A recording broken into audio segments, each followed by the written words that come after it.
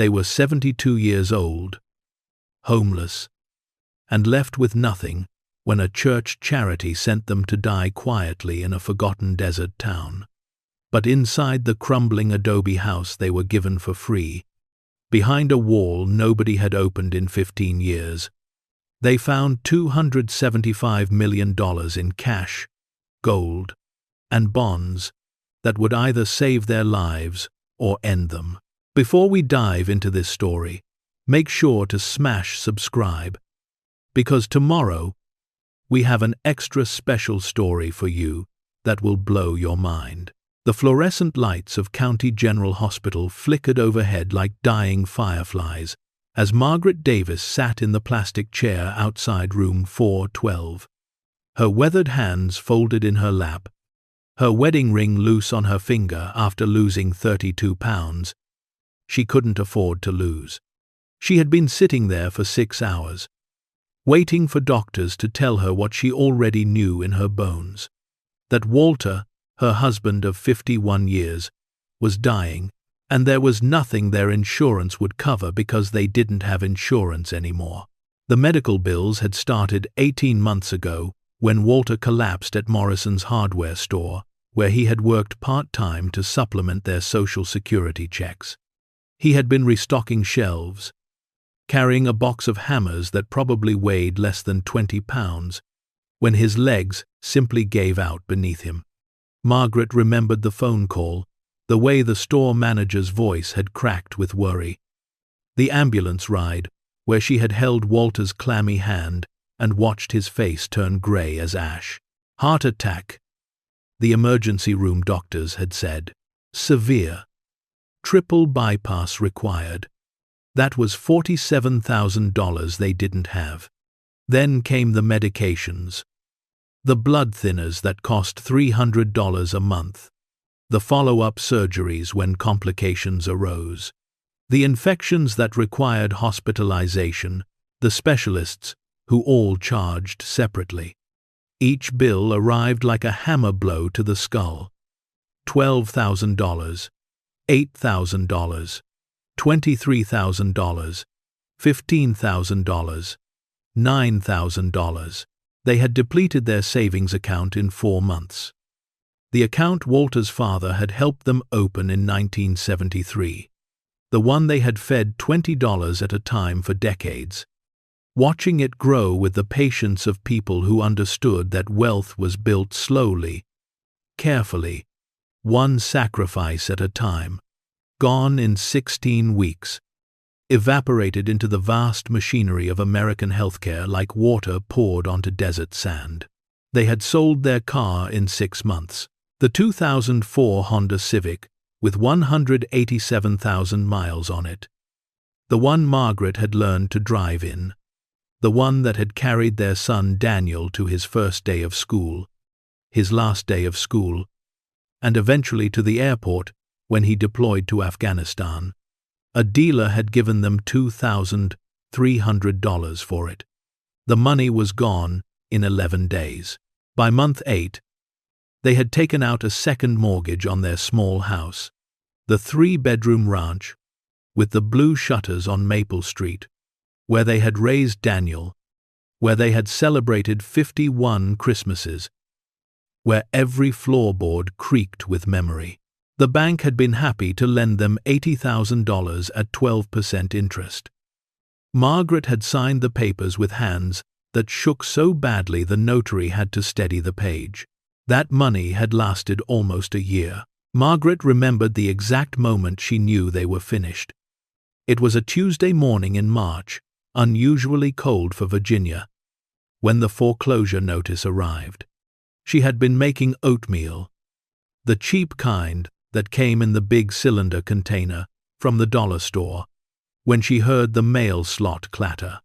She had walked to the door in her worn slippers, the ones with the hole in the left toe she kept meaning to sew shut, and picked up the envelope with the county seal.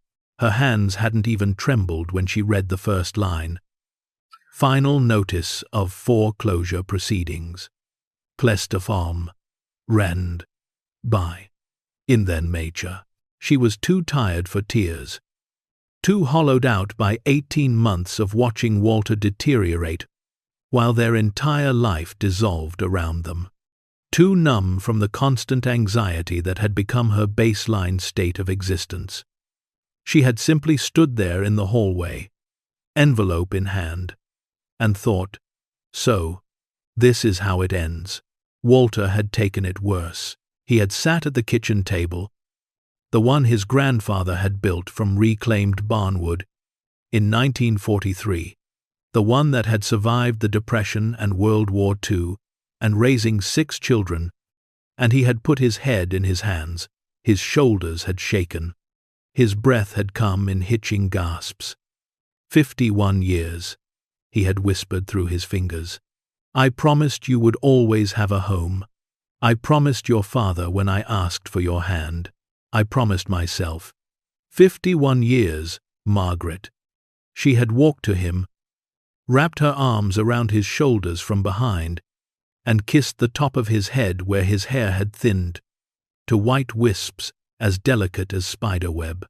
You are my home, she had said, meaning every word. Wherever you are, that's where I belong. But promises don't pay mortgages, and love doesn't stop foreclosure notices. They had moved out on a Saturday in late April. The sky had been that particular shade of spring blue that promised better days, which felt like a cruel joke.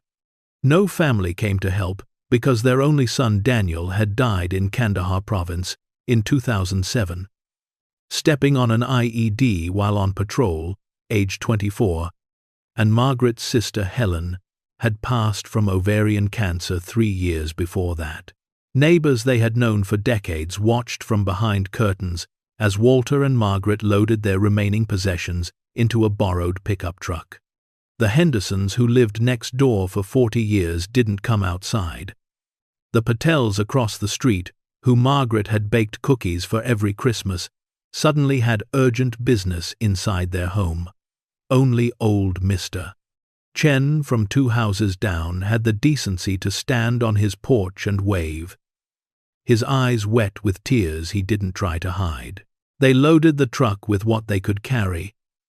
3 boxes of clothes that still fit their shrinking frames. 2 boxes of photographs, because memories weighed nothing but meant everything. Walter's tools, because a man holds on to what he knows how to use. Margaret's sewing machine, because she had sworn she would never abandon the singer her mother had given her in 1968. And the quilt her grandmother had stitched during the Great Depression. Each square telling a story of survival. Everything else, the furniture that had filled their home, the dishes they had eaten from for half a century, the books they had read and reread, the lamps and rugs and picture frames, and all the accumulated evidence of a life lived, had been left behind. The bank would sell it all. Some stranger would buy their memories for pennies on the dollar at an estate sale. They had spent 2 months living in that borrowed truck, parked behind First Baptist Church on Washington Street. The church didn't officially allow it, but Pastor Gene was a soft-spoken man with kind eyes who pretended not to notice the elderly couple sleeping in the cab of a Ford F-150 every night. He had quietly given them permission to use the church bathroom, to fill water bottles from the fountain, to plug their phones into the outlets in the fellowship hall.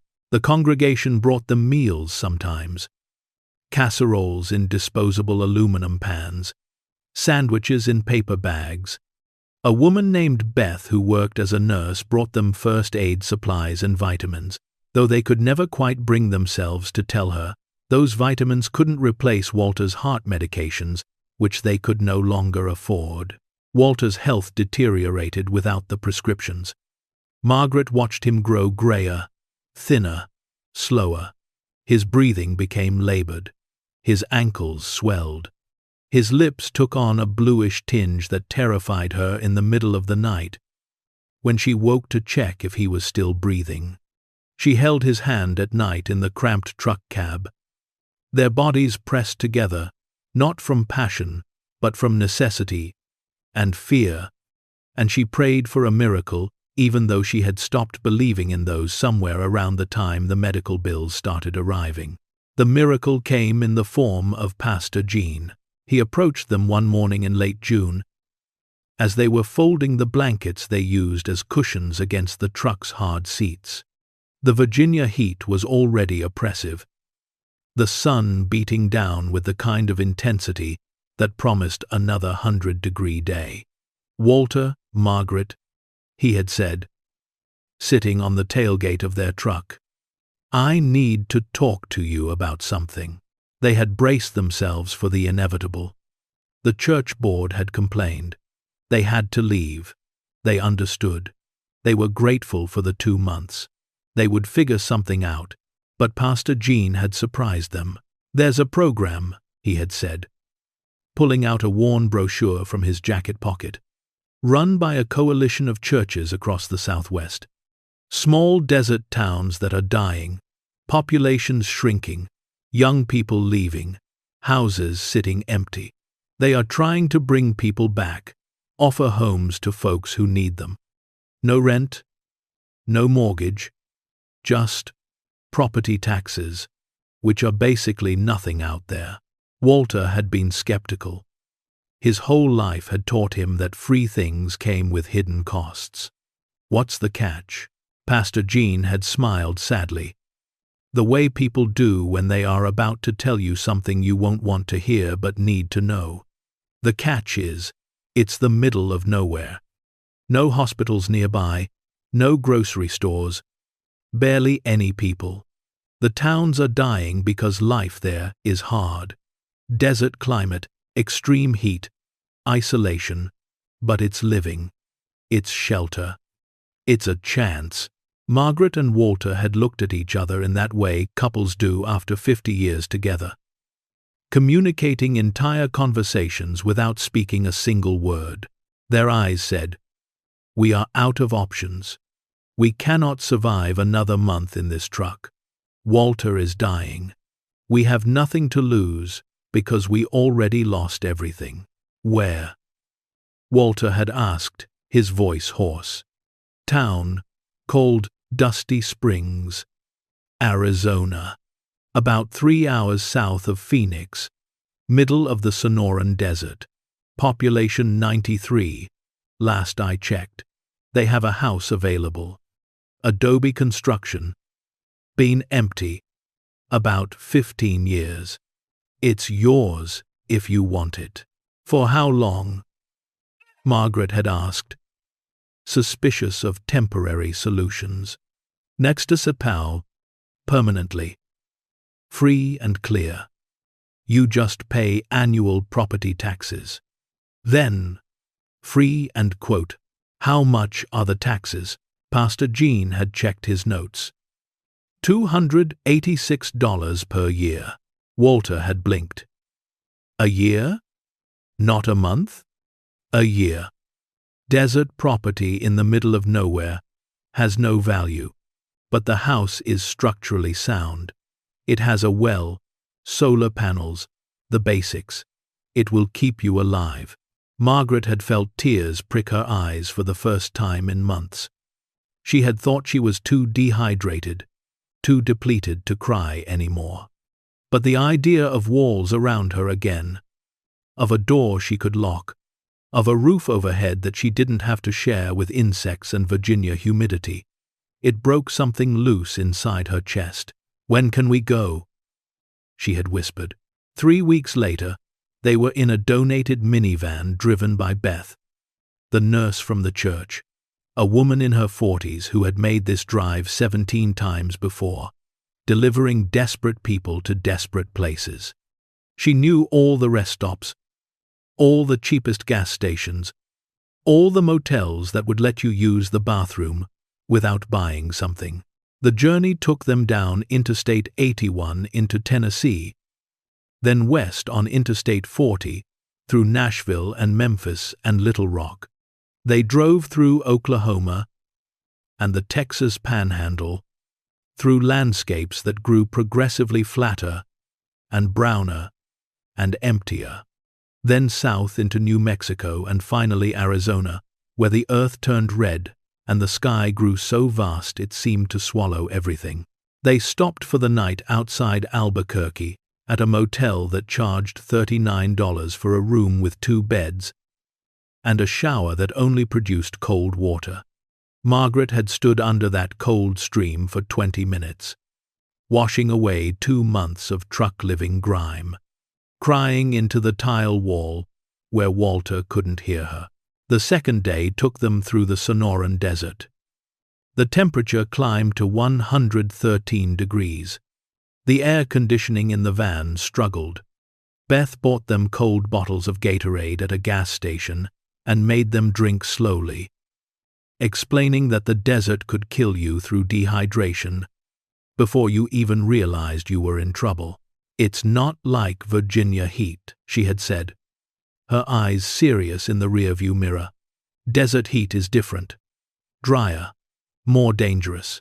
You will need to learn new rules for staying alive out here." The highway gave way to smaller roads, then to 2-lane blacktop, then to dirt roads that rattled the van's suspension and coated everything with fine red dust. Civilization disappeared behind them. They passed through towns that were little more than names on signs. Red Rock, population 41. Copper Hills, population 18. Places that had once thrived during mining booms or railroad expansions, and now clung to existence like lichen on stone. "It's not much," Beth had said as they approached Dusty Springs, her voice carrying a warning wrapped in kindness. "But the people who are there, they look out for each other. Have to. Really. No one else will." The town appeared like a mirage shimmering in the afternoon heat. A cluster of low adobe buildings scattered across the desert floor. A water tower with peeling paint that read Dusty Spur because the last few letters had flaked away. A single gas station that looked abandoned, its pumps ancient and possibly decorative, and a few dozen houses in various states of decay. The heat was overwhelming, even with the van's air conditioning blasting at maximum. Margaret could feel it radiating through the window, angry and relentless, like the breath of something massive and hostile. She tried to imagine living in this heat, sleeping in it, breathing it, and her mind simply couldn't construct the reality. Beth pulled up to a small adobe house at the eastern edge of town, separated from the other structures by 100 yards of scrub brush, rock, and sand. The building was the color of the desert itself, as if it had grown organically from the earth.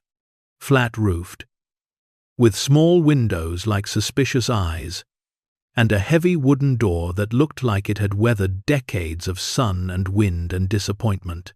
Cracks spider-webbed across the exterior walls. The yard, if it could be called that, was nothing but dirt, rocks, and a few skeletal plants that had mastered the art of surviving on almost nothing. A rusted metal chair sat tilted in the dust. A length of chain-link fence sagged in a hopeless perimeter. "This is it," Beth said, turning off the engine. The sudden silence was profound, broken only by the ticking of the cooling motor. "It's been empty for about 15 years. Last occupant was a man named Theodore. Kept to himself, paid his property taxes on time, then just vanished one day. The church coalition was able to acquire it through a tax sale last year." Walter stared at the house. His face was gray, his breathing shallow. 15 years? Why did it sit empty that long? Beth shrugged. "No one wanted it, I guess. Too isolated, too hot, too much of everything that makes life hard. But it's yours now, free and clear, as long as you pay the annual property taxes. $286. Margaret repeated quietly, as if saying it aloud would make it more real. "That's right. Desert property has no value when it's this remote. But the house has a well that still works, solar panels that mostly function, and it's structurally sound. The coalition had someone inspect it. It will keep you alive. That's about all I can promise. Margaret felt tears prick her eyes again. Such a modest promise. Such low expectations. It will keep you alive.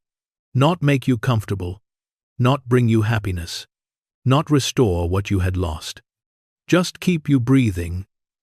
Keep your heart beating. Keep you existing. And somehow, that felt like the most generous gift anyone had offered them in 18 months. They unloaded their few possessions as the sun began its descent toward the jagged horizon, painting the desert in shades of orange and gold and purple that would have been beautiful if Margaret had possessed the energy to appreciate beauty. Everything hurt. Her back from sleeping in the truck, her knees from climbing in and out of the van, her heart from the accumulated weight of loss. Beth helped them carry boxes inside, showing them how to work the solar panel system, which involved more switches and caution than Margaret expected. She demonstrated the well pump, an ancient contraption that groaned and shuddered before producing water that smelled faintly of minerals and tasted like copper. Beth left them with 2 canvas grocery bags filled with canned goods, pasta, rice, and coffee, plus $200 in cash that she pressed into Margaret's hand. There's a general store in town. Ruth runs it. She can be prickly, but her prices are fair. Make this last as long as you can. She hugged them both tightly, her eyes glistening with tears she tried to hide. You're going to be okay, she said, though her voice suggested she didn't quite believe it. The desert is hard, but people are harder. You've survived this long. You'll keep surviving. They watched her drive away, dust trailing behind the van like a wedding train, until it disappeared into the heat shimmer, and they were alone. Completely, utterly alone, in a way neither of them had ever experienced. The silence of the desert wasn't peaceful. It was oppressive, alive, watching. They turned to face their new home. Walter took Margaret's hand. His palm was clammy despite the heat. Together? He asked. Always, she replied. The interior was sparse, but surprisingly clean. Someone had swept recently, probably Beth or another volunteer from the church coalition. The main room served as living area, kitchen, and dining room combined. A small wood-burning stove sat in one corner, which seemed absurd given the heat, though Margaret supposed desert nights might tell a different story. A counter with a single basin sink, open shelving instead of cabinets, a card table, and 2 folding chairs that looked like they had been donated from a church basement. 2 doorways led to a tiny bedroom, barely large enough for a double mattress, and an even tinier bathroom with a toilet, a sink, and a shower stall that looked like it had been installed sometime during the Carter administration. The floors were poured concrete, smooth, and cool to the touch. The walls were thick adobe, probably 18 inches deep, which explained why the interior was noticeably cooler than outside. Everything was the color of sand. Tan, beige, brown, the palette of survival. That first night, they lay on the bare concrete floor of the bedroom, too exhausted to set up their air mattress, too overwhelmed to do anything but exist. The desert beyond their walls came alive with sounds they didn't recognize. Coyotes yipping in the distance, the rustle of things moving through brush, the occasional scream of something being caught by something else. Margaret reached for Walter's hand in the darkness. "We made it," she whispered. "We're still here, together," he replied, his voice hoarse with emotion and possibly fluid building up in his lungs again. They survived the first week through sheer stubbornness, and the kind of determination that comes from having no alternative. The heat was brutal, regularly exceeding 110 degrees during the day, sometimes reaching 115 or 116. The solar panels provided enough electricity for a small oscillating fan and 2 LED light bulbs, but nothing more. No air conditioning, no refrigerator, no television, no computer, no connection to the world they had left behind. They learned to move slowly, conserving energy like it was a finite resource, which it was. They stayed inside during the hours between 10 in the morning and 6 in the evening when the sun was actively hostile. They wrapped wet towels around their necks, letting evaporation cool them. They drank water constantly, forcing themselves past the point of thirst until their stomachs sloshed. Water came from the well, hand-pumped into plastic jugs, tasting of minerals and earth but drinkable after boiling. Margaret boiled everything on a small propane camp stove they had bought with part of Beth's $200. Food came from the general store, a weathered building on what passed for Dusty Springs' main street, run by a leathery woman named Ruth, who appeared to be somewhere between 60 and immortal. Ruth had examined them with suspicious eyes the first time they entered. "You're the church people," she had said. Not a question, but a statement. "We're Walter and Margaret," Margaret had replied, determined to be more than a category. "Don't matter what you call yourselves. You're the church people, which means you're broke and running from something. Everyone here is running from something. You'll fit right in."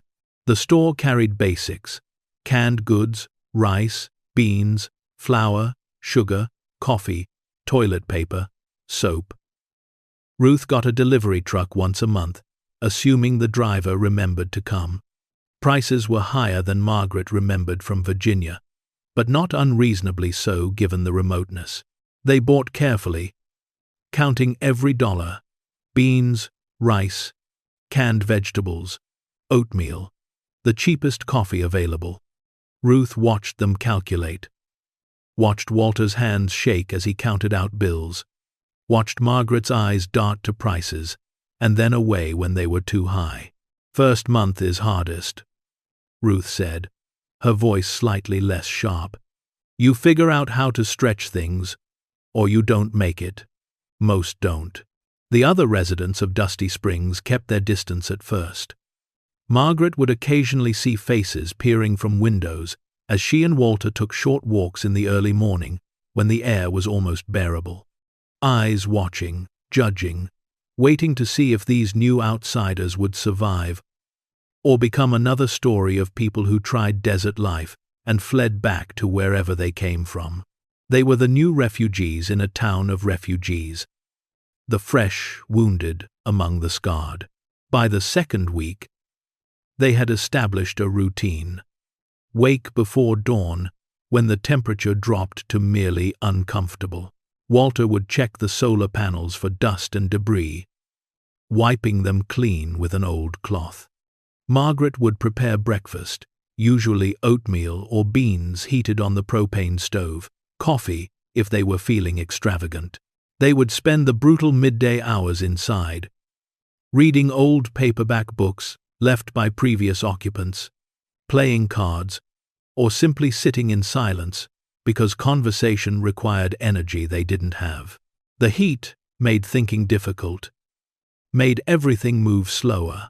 Evenings brought relief. The desert cooled rapidly after sunset, the temperature dropping 30 or 40 degrees within an hour. They would sit outside on 2 folding chairs Beth had left them, watching stars emerge in numbers Margaret had never seen in her life. The Milky Way sprawled across the sky like spilled milk, so dense with stars it looked almost solid. She could see satellites tracking across the darkness. Once, she saw what might have been the International Space Station, bright and steady and impossibly far away. It was during one of those evenings, 3 weeks into their new life, that Margaret first noticed something odd about the house. They had just finished a dinner of canned soup and saltine crackers when a gust of wind rattled the windows, strong enough to make the whole structure creak and groan. But there was something else beneath the wind noise, a low vibration that seemed to come from inside the walls themselves. Not plumbing, because they barely had plumbing. Not the solar system, because that was outside. Something deeper, more fundamental. "Did you hear that?" Margaret asked, setting down her cup. Walter cocked his head, listening. "Hear what?" "Like a humming, or maybe rumbling, coming from inside the house." They both fell silent, straining to hear over the whistle of wind through the desert. But whatever it had been had stopped, swallowed by the ambient noise of the night. "Old house," Walter said finally, sipping his water. "Probably just settling. Adobe does that. Expands and contracts with temperature changes." But Margaret wasn't convinced. Over the next few days, she heard it again, always brief, always when the wind picked up, or when the temperature shifted dramatically between day and night. A low vibration, almost subsonic, that she felt as much as heard. And there was something else she had noticed. Certain areas of the house stayed noticeably cooler than others. The back wall of the bedroom in particular never seemed to hold heat the way the other walls did. She would press her palm against it in the afternoon when the exterior walls were almost too hot to touch, and that back wall would remain cool, almost cold. She mentioned it to Walter one evening. He had shrugged, too tired to investigate mysteries. Adobe's funny stuff. Uneven thickness, air pockets, different construction techniques over the years. Probably nothing. But Margaret had spent 51 years learning to trust her instincts. The quiet voice that told her when something was wrong with Daniel, even before he learned to speak. The intuition that had saved Walter's life once when she insisted he see a doctor about chest pain he wanted to ignore. And her instincts told her something about this house didn't add up. She started paying closer attention, running her hands along walls when Walter napped, tapping surfaces gently and listening for hollow sounds, studying the way the afternoon light fell through the small windows and revealed irregularities in the construction. The house was small enough that she could explore every visible inch in a single afternoon. Yet she felt like she was missing something, like the building itself was keeping a secret. The bedroom wall bothered her most. It should have been an exterior wall, facing east into the desert. But when she walked outside and measured the distance, something felt wrong. The interior bedroom felt smaller than the exterior dimensions suggested. Not dramatically, just a few feet. Enough to notice if you were paying attention. Enough to hide something. She didn't mention this to Walter. He was struggling enough with the heat and his declining health. She didn't need to add paranoid speculation about mysterious walls to his burdens. Instead, she filed the observation away, adding it to the growing list of small mysteries that surrounded their new home. Why had Theodore, the previous owner, lived here for years and then vanished? Why had the house sat empty for 15 years when property was so cheap anyone could have claimed it? Why did certain sections feel wrong, temperature-wise, acoustically different, spatially impossible? Margaret Davis had survived 72 years by paying attention, by noticing what others overlooked, by trusting the quiet voice that whispered when something needed investigation. And that voice was whispering now, growing louder with each passing day, insisting that their donated house held more than shelter. It held secrets. And secrets, Margaret had learned over a lifetime, were rarely harmless. They were simply waiting for the right moment to reveal themselves. The sounds grew more frequent as July descended on Dusty Springs, with the weight of a furnace door slamming shut. Temperatures climbed to 118, then 120, then 123 degrees. The air itself seemed to shimmer with hostility. Even the lizards sought shade. Even the cactus looked exhausted. Margaret had developed a routine of waking at 3 in the morning when the house was coolest, when the thick adobe walls had finally released the previous day's heat, and the desert night had worked its temporary magic. She would sit in the darkness of the bedroom, listening, waiting.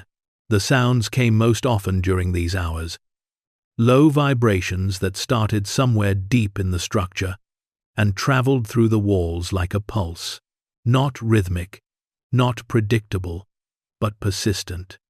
Sometimes it sounded like distant thunder, other times like a truck engine idling far away. Occasionally it resembled a low hum, almost musical, as if the house itself was singing a song no human was meant to hear. Walter slept through it. His medications, the few he could still afford, left him groggy and distant. His breathing had grown more labored in the desert heat. Some mornings Margaret would wake to find his lips tinged blue, his fingernails the color of storm clouds. She would touch his chest just to feel it rise and fall, reassuring herself he was still alive, still with her. She didn't tell him about the sounds. What would be the point? They had nowhere else to go. But the temperature anomaly in the bedroom was becoming impossible to ignore. By the 4th week, Margaret had taken to sleeping with her back pressed against that eastern wall, the one that stayed impossibly cool, even when the rest of the house radiated heat like a brick oven. It was the only way she could sleep at all during the worst hours of the afternoon when the sun hammered the roof and even the concrete floor grew warm beneath her feet. Walter had noticed her doing this. "You're going to freeze yourself," he had said one evening, his voice wheezy. "It's 115 degrees," Margaret had replied. "Freezing is not the problem. That wall is always cold, can't be healthy. That wall is the only reason I'm surviving. Can't be unhealthy. Can't." He hadn't argued. Arguing required energy. Neither of them possessed anymore. It was Walter who finally decided they needed to investigate. 6 weeks after their arrival, he had regained some strength. The desert heat, brutal as it was, had a peculiar effect on his heart condition. The extreme dryness meant less fluid retention. His ankles weren't as swollen. His breathing came slightly easier. He was still dying. Margaret knew that. But he was dying slower here than he had been in Virginia. "We should figure out what's wrong with that wall," he had said one morning over their oatmeal and coffee. "Before winter comes, and we need to understand how this house handles cold." Margaret had looked at him. "You think there's something behind it? I think the temperature differential doesn't make sense. I think the dimensions are wrong. I think this house is hiding something." So they had started investigating systematically, the way Walter approached all problems. He was a methodical man, a former machinist who believed in measurements and logic and discovering root causes. They had begun by mapping the house, using a measuring tape Margaret had found in a drawer. They measured every wall, every room, every window, noting the dimensions in a notebook. Then they had gone outside and measured the exterior. The numbers didn't match. The bedroom was 8 feet shorter on the interior than the exterior dimensions suggested. 8 feet of space that simply didn't exist, at least not in any room they could access. And that impossible space was behind the cool wall. "There's a room back there," Walter had said, standing in the bedroom, staring at the wall like it had personally offended him. A sealed room, hidden intentionally. Margaret's heart had started beating faster. Why would someone do that? Why? Only one reason to seal off a room. Walter had run his hand along the wall, searching for seams, for irregularities. They're hiding something. They had spent the rest of that day examining every inch of the bedroom, tapping walls, looking for hollow sounds, searching for access points. The wall itself was solid adobe, 18 inches thick, impossible to breach without tools they didn't have, and strength they'd lost years ago. But there was a cabinet.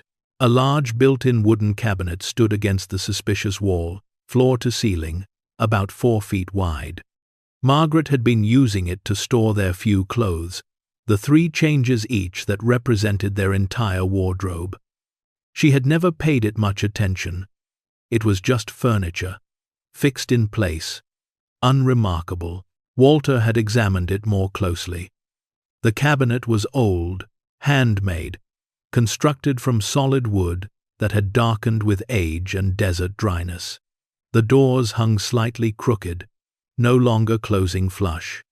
The shelves inside were rough-cut, unfinished. Someone had built this with skill, but not much concern for aesthetics. "This thing's not moving," Walter had said, trying to rock it away from the wall. "Must be anchored to the floor, the ceiling, and the wall behind it." Margaret had helped him empty the shelves completely, piling their few clothes on the bed. With the cabinet empty, Walter had crawled inside, flashlight in hand, examining every joint and seam. "Margaret," he had called from inside the cabinet, his voice muffled. "Come, look at this." She had peered in to find him tapping the back panel. The sound was different from the rest of the cabinet. Not solid, not quite hollow, something in between. "This panel," Walter had said, "it's not attached the same way as the rest. Look here." He had traced the edges with his fingers. "These aren't nails. They're screws. And they've been removed and replaced. See how the wood is stripped in places. Someone took this panel off multiple times." Margaret's pulse had quickened. "You think it's a door? I think it's something." Walter had pulled out the pocket knife he'd carried for 40 years, the one his father had given him on his 16th birthday. He had worked the blade into the seam between the back panel and the cabinet frame, gently prying. The wood was old and dry. It gave more easily than Margaret expected. A small gap appeared, then larger. Walter had worked his way around the entire perimeter, carefully loosening the panel until it sat free in its frame, held in place only by friction and decades of paint. "Ready?" he had asked. Margaret had nodded, though she wasn't sure what she was ready for. Walter had grasped the edges of the panel and pulled. It had come free with a sound like tearing cloth, pulling away from the frame and revealing not the solid adobe wall Margaret had expected, but darkness. An opening. A space beyond. The smell that emerged was strange. Not musty or moldy as she'd expected from a sealed space. Dry, preserved, like opening a tomb in a desert climate where nothing decayed because nothing could grow. Walter had grabbed the flashlight and shone it through the gap. He had gone completely still. The kind of still that meant his brain was trying to process something it couldn't quite accept as real. Margaret had watched his face in the reflected light, watched his expression shift from curiosity to confusion to something that might have been fear. "What?" she had whispered. "What do you see?" He hadn't answered, just stared. Margaret had pushed past him, taking the flashlight from his unresisting hand, and looked for herself. The flashlight beam had cut through the darkness, illuminating a space roughly 12 feet deep and 10 feet wide. The floor was concrete. The walls were unpainted adobe. And stacked along those walls, organized with almost military precision, were boxes, dozens of them. Banker's boxes, the kind with lids, stacked 3 and 4 high. But that wasn't what had stolen Margaret's breath. Between the boxes, lined up like soldiers, were gold bars, real gold bars, stamped and sealed, and catching the flashlight beam like captured sunlight. She could see official markings on them even from where she crouched. Government seals, serial numbers. These weren't decorative, they were real. And on a metal shelving unit against the far wall were leather portfolios, document holders, and what looked like bundles wrapped in plastic, organized and labeled with a care that suggested they mattered deeply to whoever had placed them there. "My God," Margaret had breathed. "Walter, what is this?" He had found his voice finally, shaky and thin. "I don't know, but Margaret, we need to be very, very careful." They had stared into that hidden room for several minutes, neither one moving, neither one willing to be the first to cross the threshold into whatever this was. Finally, Walter had spoken. "We should go in. We need to see." Margaret's practical side had reasserted itself. "We should think about this first. That room has been sealed for 15 years. We don't know why. We don't know what we're dealing with. We're dealing with our house," Walter had said firmly. "Our home. We have a right to know what's in it." He had crawled through the opening first, moving slowly, testing each footstep as if the floor might give way. Margaret had followed, flashlight in hand, her heart hammering so hard she could feel it in her throat. The space was cooler than the rest of the house, she'd noticed immediately. That explained the temperature differential. This room was like a natural refrigerator, insulated by thick walls on all sides, protected from the desert heat. Whoever had built it had understood thermal dynamics. Walter had approached the nearest banker's box and carefully lifted the lid. Margaret had moved beside him, shining the flashlight down. Cash. Bundles of cash. $100 bills, neatly banded, stacked with precision. Each bundle was wrapped with a paper band, stamped with $10,000 in faded ink. Walter had picked up one bundle with trembling fingers, fanning the bills like cards. Old, but real. The dates on them ranged from the 1990s to the early 2000s. "How many bundles in this box?" Margaret had asked, her voice barely audible. Walter had counted.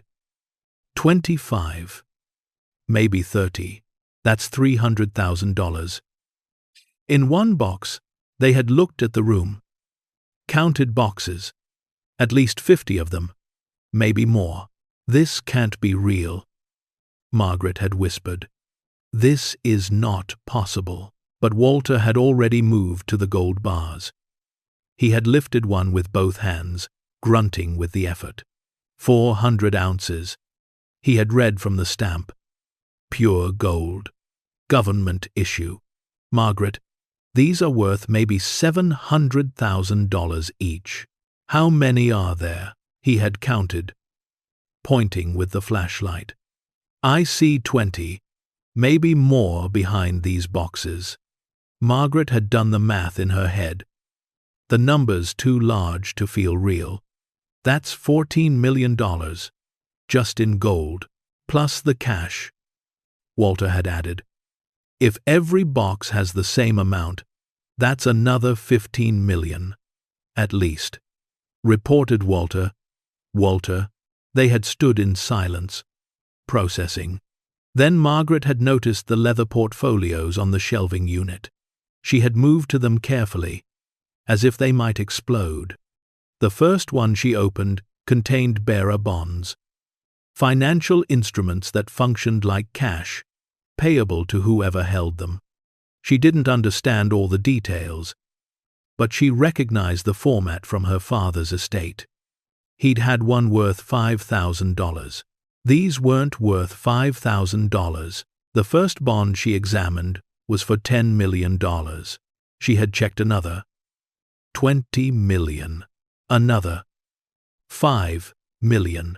Her hands had started shaking so badly she almost dropped the portfolio. "Walter, there are bonds here. Millions of dollars in bonds. Tens of millions." He had come to her side, examining them in the flashlight beam. Bearer bonds. Untraceable. Basically cash in paper form. Why would someone have these? Someone who didn't want banks or governments tracking their money. Margaret had opened another portfolio. This one contained stock certificates. Old-fashioned paper certificates for shares in major corporations. IBM, General Electric, AT&T. The dates ranged from the 80s through the early 2000s. Each certificate represented thousands of shares, millions of dollars in value. The next portfolio had contained something different. Documents, photocopies of bank records, spreadsheets covered in numbers, handwritten notes in margins. Margaret had pulled out a random page and scanned it by flashlight. Wire transfer records. Money moving between accounts. Shell corporations with names like Desert Holdings LLC and Sonoran Financial Trust. Amounts that made her eyes water. $8 million, $12 million, $35 million. And in the margins, handwritten notes. Sinaloa Cartel, Mexico City source, launder through SW Savings. Her blood had turned cold. "Walter," he had looked at the document. His face had gone gray. "This is evidence. Money laundering evidence." They had stood frozen, understanding crashing over them like a wave. This wasn't just hidden money. This was criminal money. Evidence of crimes. Money and documentation that someone had stolen and hidden. Hoping to, what? Turn it in? Use it? Both? Margaret had noticed a manila folder tucked behind the portfolios. She had pulled it out with hands that wouldn't stop trembling. Inside were newspaper clippings, yellowed with age. The headline on the top clipping read, "Whistleblower Missing. After Testimony Against Southwest Savings Consortium." The article was dated October 2008, 17 years ago. It included a photograph of a thin man in his 50s, with worried eyes and thinning hair. The caption read, "Theodore Finch, Senior Loan Officer at Southwest Savings and Trust, disappeared 3 days before scheduled grand jury testimony."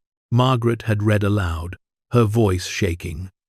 Theodore Finch, a senior banking officer who was cooperating with federal investigators, vanished from his Phoenix apartment on October 14th.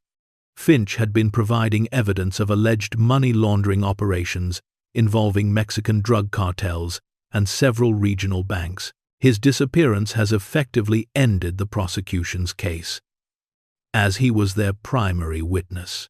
Walter had taken the clipping, studying the photograph. "That's him. The man who lived here. The man who disappeared 15 years ago."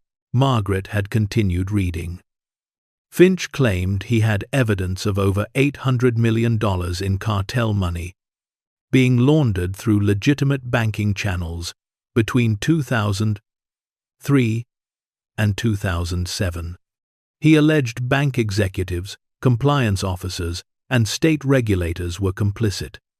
The FBI described his disappearance as suspicious and potentially fatal. "He didn't disappear," Walter had said slowly. "He ran. He came here, and he brought the evidence with him. And the money," Margaret had added. "He stole the money they were laundering. $275 million. Maybe more." They had looked at each other in the cool darkness of the hidden room. Elderly couple who'd come here to die quietly, suddenly holding evidence of massive corruption and a fortune stolen from drug cartels. "We need to get out of here," Margaret had said. "We need to think." They had crawled back through the cabinet opening and sat on their bed. flashlight between them, neither speaking for several minutes. The enormity of what they'd discovered pressed down like the desert heat, suffocating and inescapable. Finally, Walter had broken the silence. "We need to count it. All of it. We need to know exactly what we're dealing with." "No," Margaret had said. "First, we need to research. We need to know what happened to Theodore Finch. We need to understand what we've found before we touch anything else." So they had done what people in the 21st century do when confronted with mystery. They had gone to the internet. The Dusty Springs Library, such as it was, occupied a single room attached to the defunct fire station. It had 4 computers, 3 of which didn't work, and internet access that only functioned between 10 in the morning and 1 in the afternoon, due to satellite bandwidth limitations shared with 5 other towns. Ruth managed the library 2 days a week, Tuesday and Thursday, mostly because no one else would volunteer. Margaret and Walter had shown up on Tuesday morning when the library opened. Ruth had looked surprised to see them. "Didn't think you two were readers," she had said. "We need to use the computer," Margaret had replied. "Research something." Ruth had shrugged. "Knock yourself out. Internet is slow. Printer costs $0.25 per page if you need hard copies." They had taken the one functioning computer in the corner, Margaret sitting at the keyboard while Walter stood behind her, watching the screen. She had typed Theodore Finch, Southwest Savings Whistleblower, into the search engine, and waited for the painfully slow connection to load results. What they had found was disturbing. Theodore Finch had been exactly what the newspaper article suggested. A mid-level banker who had stumbled onto evidence of massive criminal activity. For 2 years, he had cooperated with the FBI, wearing a wire, copying documents, building a case against his employers and the cartels they served.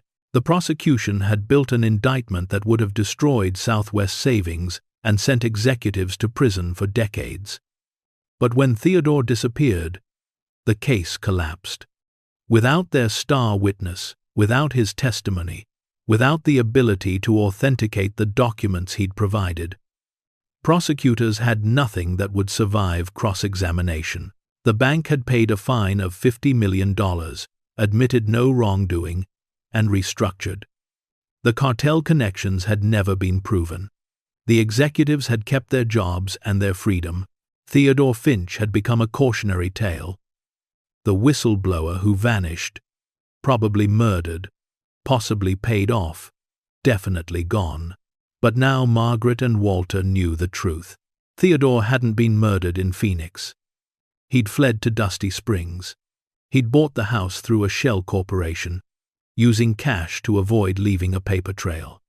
He'd built the hidden room or discovered it already existing. He'd stolen money and evidence from the very people he was exposing, and hidden it all in the middle of the desert where no one would think to look. Why didn't he use it? Margaret had asked, staring at a photograph of Theodore on the screen.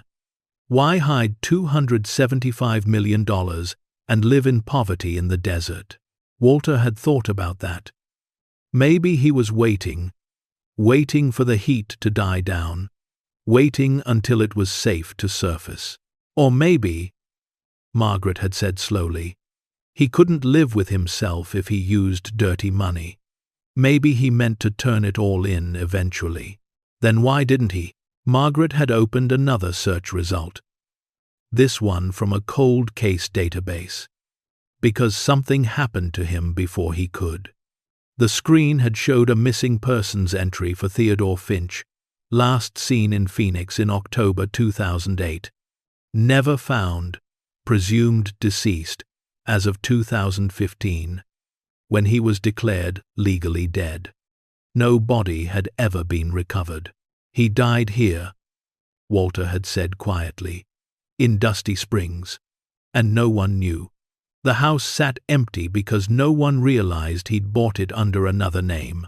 They had spent 3 hours researching, printing articles at 25 cents per page, learning about Southwest Savings collapse and restructuring, about the cartel investigations that went nowhere, about the money that had been seized, but most of which had never been recovered. By the time they left the library, they understood exactly what they had found: evidence of the biggest banking scandal in Arizona history, and a fortune stolen from criminals who would absolutely kill to get it back. "We need to make a decision," Walter had said as they walked back to their house in the brutal midday heat. "Keep it, turn it in, or pretend we never found it." "Can we keep it?" Margaret had asked. "Legally, morally." "I don't know about legally. Morally," Walter had trailed off. "It's dirty money, Margaret.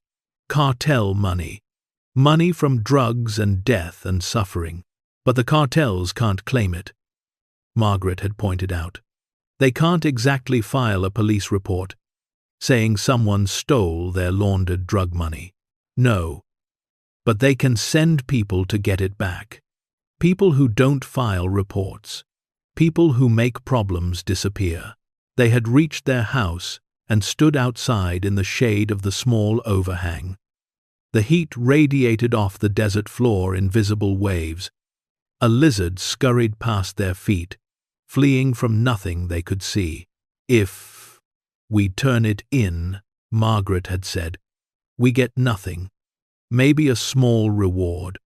The government seizes everything, and we're back where we started. 2 old people living in poverty waiting to die. If we keep it," Walter had countered, "we're targets. Anyone looking for this money, anyone who knows it existed, they'll come here eventually. And we can't exactly spend it. Can't deposit $275 million without answering a lot of questions. If we pretend we never found it," Margaret had finished, "we stay poor and scared, living on top of a fortune we can't use, waiting for someone to discover what we know." They had stood in silence, contemplating impossible choices. Finally, Margaret had spoken. "We do nothing. Not yet. We seal the room back up. We go about our lives. We give ourselves time to think, to plan, to figure out the right move. No one knows we found it. No one's coming immediately. We have time." Walter had nodded slowly. "How much time? I don't know. But rushing into a decision this big is how people make fatal mistakes." So they had returned to the bedroom, crawled back through the cabinet, and spent the rest of the afternoon carefully documenting everything in the hidden room. Margaret had used their cheap digital camera to photograph every box, every gold bar, every document. Walter had taken detailed notes, counting and cataloging with the precision of someone who understood that details mattered. The final tally was staggering: 62 bankers' boxes containing approximately 25 bundles each of $100 bills. That was roughly $155 million in cash. 28 gold bars at 400 ounces each. Current market value, approximately $750,000 per bar. That was $21 million in gold. Bearer bonds totaling $95 million. Stock certificates worth an estimated $4 million. And boxes of documents, evidence, recordings, and files that could destroy careers and send powerful people to prison. Total value, $275 million. Roughly. Possibly more, depending on what else they hadn't examined closely. They had crawled back out, replaced the back panel of the cabinet, and loaded their clothes back onto the shelves. From the outside, nothing looked disturbed. The cabinet was just a cabinet. The bedroom was just a bedroom. That night, lying in their bed, Margaret and Walter had held each other in the darkness. "No one can know," Margaret had whispered. Not yet. Not until we understand what to do. Not Ruth. Walter had agreed. Not the other people in town. Not Beth or Pastor Jean. No one. Are you scared? Walter had asked. Well, Walter. Margaret had thought about that. Scared seemed inadequate for what she felt. Terrified was closer. But beneath the fear was something else. A spark of something she hadn't felt in years. Possibility. The chance that their story wasn't over. That the last chapters might be different from what they'd expected. Yes, she had finally answered. I'm scared, but I'm also angry. Angry that people like Theodore Finch try to do the right thing and get killed for it. Angry that we lost everything because we got sick. Angry that there's $275 million 30 feet from where we sleep, while we're rationing oatmeal. Walter had squeezed her hand. What do you want to do? I want to think. I want to plan. I want to be smart about this for once in our lives. We rushed into debt trying to save me. We lost everything because we panicked. This time, we think. We plan. We decide. Carefully. And then, Margaret had said, staring at the ceiling in the darkness. We do what Theodore couldn't. We finish what he started. We make his sacrifice mean something. How? I don't know yet. But we will. We have time now. Time he didn't have. And we're going to use it. They had fallen asleep eventually. Exhausted by heat and discovery and fear, neither knowing that in 6 days, men in black SUVs would arrive in Dusty Springs asking questions about a man named Theodore Finch, and a house that had been empty too long. Neither knowing their time was already running out. Margaret couldn't sleep. For 3 nights after discovering the hidden room, she lay awake listening to every sound the desert made beyond their walls. The coyotes sounded different now, more ominous, like they were hunting something specific. The wind rattling the windows felt like probing fingers, testing for weakness. Every creak of the settling adobe made her heart race. Convinced someone was breaking in. Walter wasn't sleeping either. She could tell from his breathing, shallow and irregular, the pattern of someone pretending to rest while their mind spun through scenarios and consequences. They didn't talk about it during those dark hours. Talking would make it too real, would force them to confront decisions they weren't ready to make. On the 4th morning, Margaret decided they needed more information. Lying in the dark imagining threats was worse than knowing what they actually faced. She dressed before dawn and walked to Ruth's general store when it opened at 7. Ruth was restocking shelves, her movements efficient and practiced. She looked up when Margaret entered, eyebrows raised. "You're here early." "Couldn't sleep," Margaret said, which was true. "Heat's getting to me. Heat gets to everyone eventually." "You buying? Or just browsing?" Margaret picked up a can of beans she didn't need, studying the label like it contained important information. "Ruth, can I ask you something about the house we're living in?" Ruth's expression shifted slightly, becoming more guarded. "What about it? The man who lived there before us." "Theodore, what can you tell me about him?" Ruth set down the box she'd been holding. "Why do you want to know?" "Just curious. He left some things behind. Books, mostly. Personal items. Wondered what kind of man he was." It was a lie, but a small one. There had been books in the house, old paperbacks on the shelves that someone had read, judging by the cracked spines and dog-eared pages. Ruth studied Margaret for a long moment. Theodore Finch was a ghost. That's what kind of man he was. "What do you mean?" "Showed up in Dusty Springs in late 2008. Paid cash for that house, through some company nobody'd heard of. Kept to himself, never talked about where he came from or what he was running from. And everyone here is running from something. So when a man doesn't even share the basics, you know it's bad. Margaret's pulse quickened. Did he seem dangerous? Dangerous, Ruth laughed, a dry sound like wind through dead leaves. No, scared, jumped at shadows. Came to the store maybe once a month, bought the same things every time. Rice, beans, canned goods, batteries, paid cash, barely made eye contact. Left. Did that for about a year, maybe 15 months. Then what happened? Ruth shrugged. Then nothing. He stopped coming. I figured he'd left like most people who try desert life and can't hack it. Wasn't until 6 months later that I wondered. Asked around. Nobody'd seen him. His house still had lights at night. The solar panels were still clean. But no Theodore. Eventually the lights stopped. House just sat there. Nobody checked on him. This is Dusty Springs, not a neighborhood watch. People come here for privacy. You don't go knocking on doors asking nosy questions. Besides, he owned the property. It was his business if he wanted to disappear. Margaret felt a chill despite the heat already building outside.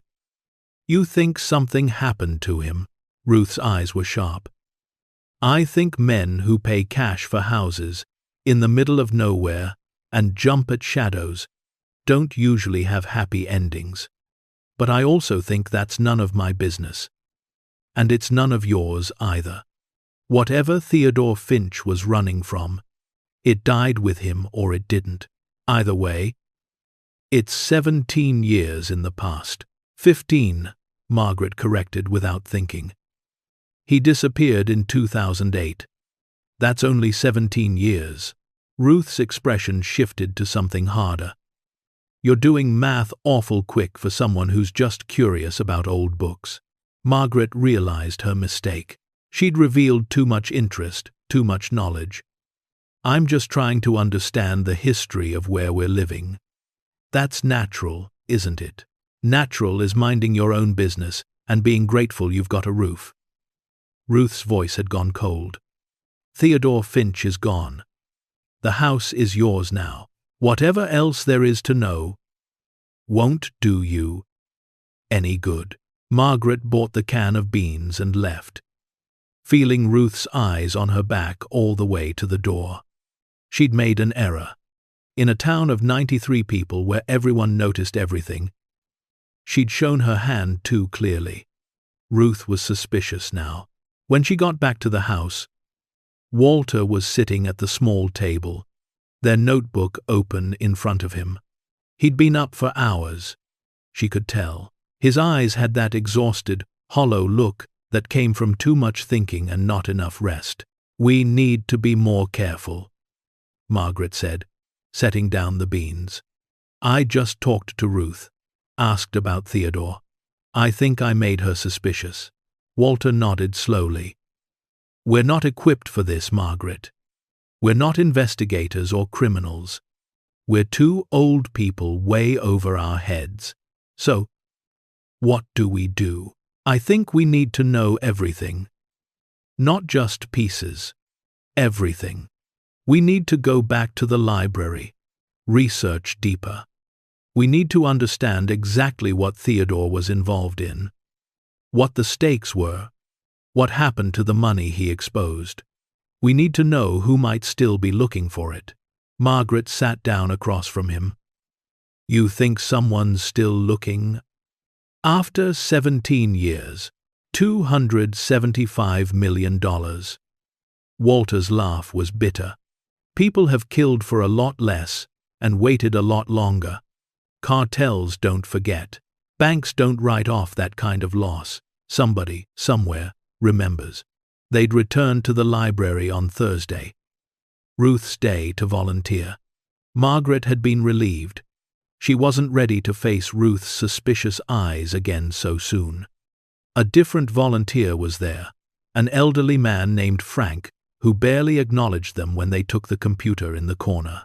Walter had done most of the searching this time, his methodical nature suited to deep research. He'd started with the Southwest Savings and Trust scandal, pulling up every article, every court document, every piece of information available in the public record. The picture that emerged was darker than they'd imagined. Southwest Savings and Trust had been a mid-sized regional bank with branches across Arizona, New Mexico, and Southern California. Between 2003 and 2007, it had processed over $800 million in suspicious cash deposits from various shell companies and businesses that existed only on paper.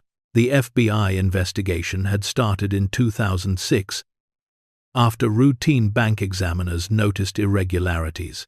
That's when Theodore Finch, a senior loan officer with 20 years at the bank, had been approached by federal agents. They'd shown him evidence of what his bank was doing. They'd asked him to cooperate, and he had. For 18 months, Theodore had worn a wire. He'd copied documents, he'd recorded conversations with bank executives who discussed the laundered money openly, confident in their immunity. He'd traced transaction chains that showed money from Mexican cartels flowing through legitimate businesses, getting cleaned, then invested in real estate, stocks, and other assets. The case the FBI built was devastating. It would have destroyed Southwest Savings and sent at least 15 people to prison, including the CEO, the chief compliance officer, and several board members. It would have exposed connections between the bank and the Sinaloa cartel, one of the most powerful drug trafficking organizations in the world. Then Theodore disappeared. Walter had found the exact date, October 14, 2008, 3 days before Theodore was scheduled to give grand jury testimony that would have sealed the case. He'd left his Phoenix apartment and vanished. No phone calls, no credit card usage, no trace. The FBI had investigated. They'd searched for months.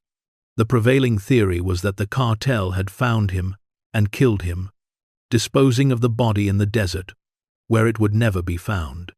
Without Theodore's testimony, without being able to cross-examine him, the defense had successfully argued that the evidence was tainted, possibly fabricated by a disgruntled employee. The case had collapsed. Southwest Savings paid a $50 million fine, admitted no wrongdoing, restructured, and continued operating under a different name. The executives kept their positions and their freedom. The cartel connections were never proven in court. But here's where it gets interesting, Walter had said, pulling up another document. Look at this. Filed 6 months after Theodore disappeared. It was a civil lawsuit buried in the court records. A Sinaloa cartel lieutenant named Hector Morales, currently serving life in federal prison on unrelated charges, had filed a claim alleging that approximately $275 million had been stolen from accounts connected to the Southwest Savings investigation.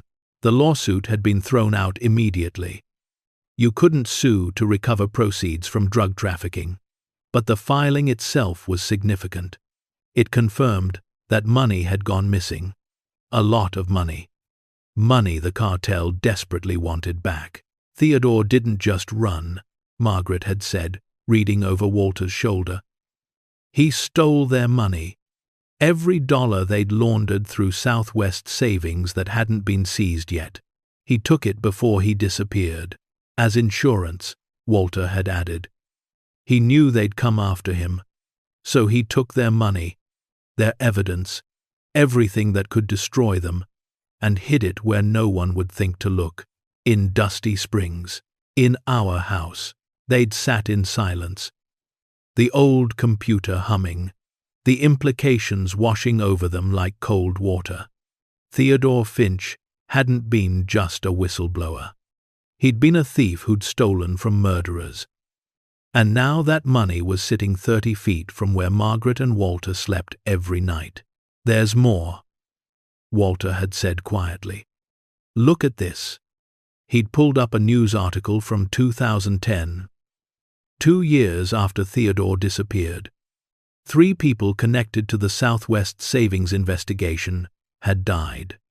A bank executive named Richard Hartley, found shot to death in his Paradise Valley home, officially ruled a robbery gone wrong. An FBI agent named Sarah Chen, who'd worked the case, killed in a car accident that the police report noted had suspicious elements. And a journalist named Michael Torres, who'd been investigating the story, died from a supposed heroin overdose despite having no history of drug use. They were cleaning up, Margaret had whispered. Everyone who knew too much. Everyone except Theodore, Walter had said. Because they couldn't find him, Margaret's blood had run cold. But if they find his house, if they discover we're living here, if they think we might know where he hid things. She hadn't finished the sentence. She didn't need to. They'd returned home in silence, both lost in thought, both understanding that they weren't just sitting on a fortune, they were sitting on a target. The house itself was dangerous. Anyone looking for Theodore's hiding place would eventually trace the property records, would figure out he'd bought it through a shell company, would come to Dusty Springs asking questions. Maybe they already had. That thought struck Margaret as they approached their house. The desert looked the same. The street was empty as always. But something felt wrong. A prickling sensation at the back of her neck. The kind of instinct that had kept humans alive for millennia by alerting them to unseen predators. "Walter," she'd said quietly. He'd stopped walking. "What? Look at our door." Their front door was closed, just as they'd left it. But the dust on the threshold was disturbed. Someone had walked through recently, and they never locked the door because who would rob them in a town of 93 people where everyone knew they had nothing worth stealing? Walter had approached slowly. He'd pushed the door open. Nothing looked disturbed inside. Their few possessions were exactly where they'd left them, but the air felt different, like it had been stirred by movement. "Margaret." Walter had called from the bedroom. "Come here." She'd found him standing in front of the cabinet. The doors were open. Their clothes were still neatly stacked on the shelves. But one of Walter's shirts, the one that had been on the top of his pile, was now at an angle. Someone had moved it. Someone had been looking. They'd checked the back panel. Still in place. Still sealed. Whoever had searched the house hadn't found the hidden room. But they'd been looking for something. "We need to leave," Margaret had said. "Right now. We need to pack up and get out of here." "And go where?" Walter's voice was defeated. "We have no money, no car, nowhere to go. This is it, Margaret. This is the end of the line for us." She'd looked at him. At this man she'd loved for 51 years. At his grey face and tired eyes, and the defeat written across every line of his body. And something had shifted inside her. Some combination of fear and anger and desperation had crystallized into determination. "No," she'd said firmly. "We're not running. We ran from our house in Virginia. We ran from our old life. We're done running. This is our home now. And whatever's coming, we face it here. Margaret, we have $275 million. Walter, we have evidence that could destroy the people who did this. We have power. We just need to figure out how to use it." Before Walter could respond, they'd heard it. The sound of engines. Multiple engines. Growing louder, they'd rushed to the window. 2 black SUVs were driving slowly down the main street of Dusty Springs. moving with the predatory caution of hunters who'd caught a scent. The vehicles were expensive, new, completely out of place in a town where most people drove trucks from the 90s or didn't drive at all. The SUVs had slowed as they passed Margaret and Walter's house. Stopped. Windows too tinted to see inside. Engines idling. Watching. Margaret's heart had been pounding so hard she'd felt it in her ears. This was it. This was what they'd been afraid of. Someone had traced Theodore to Dusty Springs. Someone was looking for the money. After 30 seconds that felt like hours, the SUVs had moved on, continuing down the street toward the general store. Margaret had watched them go, her breath shallow, her hands clenched into fists. "They're here," Walter had said, unnecessarily. "I know. What do we do?" Margaret had thought fast. "We do nothing suspicious. We act like exactly what we are. Poor elderly people who just moved here. We don't know anything. We never heard of Theodore Finch. We're just grateful for a free house. You think they'll believe that? They don't have a choice. We legally own this house. The church gave it to us. We have nothing to hide, because we don't know anything worth hiding." It had been a good plan. It might have even worked. But then they'd heard the knock on their door. Margaret had opened it to find 2 men standing on their small porch. Both wore sunglasses, despite the late afternoon sun being mostly blocked by their house. Both were dressed in button-down shirts and slacks, business casual in a place where shorts and t-shirts were the uniform. Both had the kind of neutral expressions that came from years of hiding real intentions behind professional masks. "Good afternoon," the taller one had said. His voice was smooth, educated, carefully devoid of accent. "My name is Jason. This is my associate, Marcus. We're looking for some information, and we were hoping you might be able to help us." "Information about what?" Margaret had asked, keeping her voice steady. "We're with a property research firm working on behalf of some investors. We're trying to locate records for properties in this area, specifically properties that changed hands in the last 20 years. It was a lie. Margaret had known it immediately. Property researchers didn't travel in pairs. They didn't wear sunglasses indoors. They didn't have the kind of coiled tension these men carried like concealed weapons. "I don't know anything about property records," she'd said. "My husband and I just moved here a few months ago. The church program placed us." "Right, yes, we heard about that." Jason had smiled, though it didn't reach his eyes. "Nice program. Helping people who've fallen on hard times. Where are you folks from originally?" "Why does that matter?" "Just making conversation, ma'am. We've been driving around this town for an hour. Not much to see. Not many people to talk to. You understand how it goes." Walter had appeared behind Margaret. "Can we help you gentlemen with something specific?" Marcus had spoken for the first time. His voice was rougher, less polished. "We're trying to track down information about a man who used to live here. Theodore Finch. Ever hear that name?" Margaret had felt Walter tense behind her. "No," she'd said. "Should we have?" "He owned this house before you," Jason had explained. "We're trying to settle some estate matters, financial loose ends. You didn't happen to find anything when you moved in? Papers, documents, anything with his name on it?" "The house was empty," Margaret had said. Which was technically true. Just dust.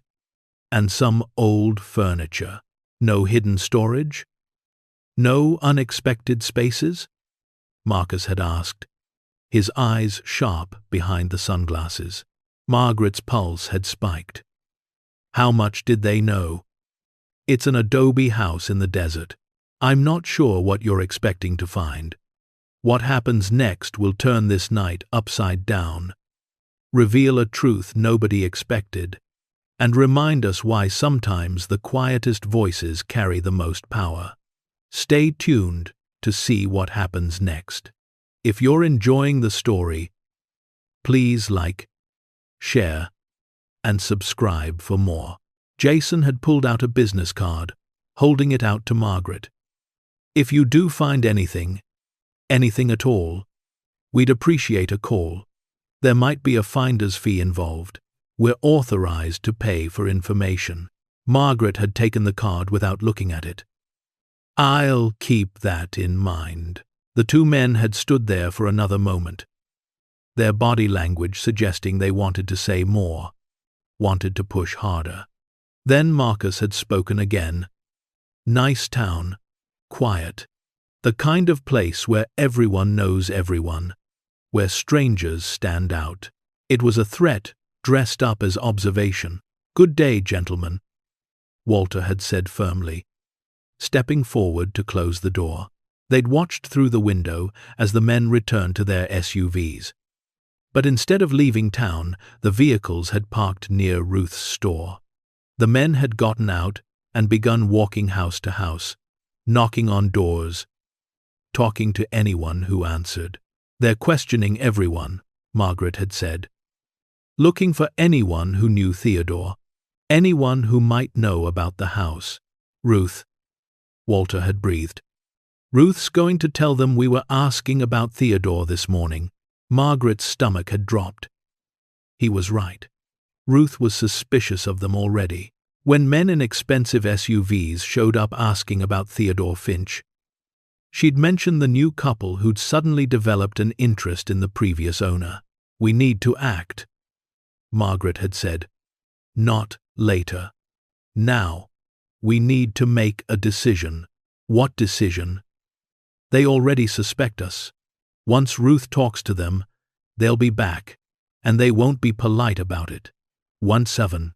Margaret had turned away from the window, her mind racing. 3 options. They'd had 3 options from the beginning, and now they were out of time to carefully consider them. Option 1. Keep the money. Try to disappear with it. Somehow spend it without drawing attention. Impossible. They had no way to move $275 million. They couldn't open bank accounts, couldn't transport gold bars, couldn't cash bearer bonds, without raising red flags everywhere. And even if they could, where would they go? How would 2 72-year-olds with health problems and no resources run from professional killers? Option 2. Give the money to the men in the SUVs.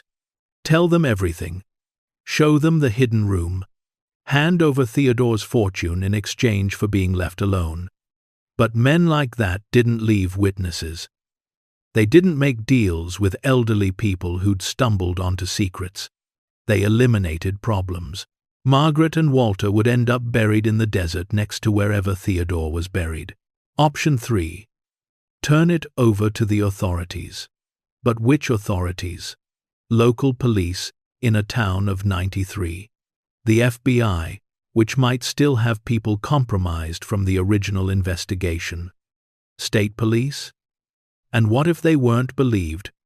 What if they were accused of stealing it themselves? Margaret had looked at Walter, at the resignation starting to cloud his eyes, at the defeat settling over his shoulders. They'd survived so much together, lost their son, lost their health, lost their home, been reduced to living in a truck behind a church, clawed their way back to this small house in this dying town. And now they were going to lose again, because the world was full of powerful people who destroyed anyone in their way. No, she'd said aloud. No what? No? We're not giving up.